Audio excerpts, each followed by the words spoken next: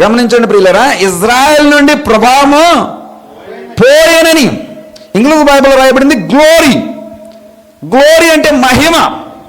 ఈ మహిమ ఎక్కడి నుంచి పోయిందంటండి? ఇజ్రాయెల్ నుండి వెళ్ళిపోయిందంట. ఎవరు పట్టుకెళ్ళిపోయారట? అన్యులు పట్టుకెళ్ళిపోయారట, ఫిలిష్తీయులు పట్టుకెళ్ళిపోయారట, దేవుని నామము ఎరిగిన వారు పట్టుకెళ్ళిపోయారట.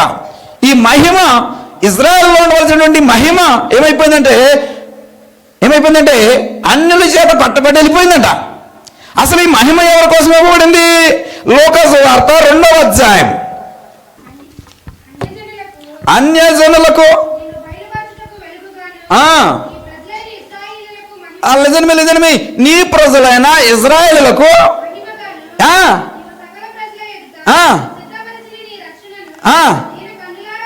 చూచితిని మహిమ. ఇదేంటండి? ఇజ్రాయేలులకి ఇది ఇలా ఇవ్వబడిందంటండి, మహిమగా ఇవ్వబడిందంట.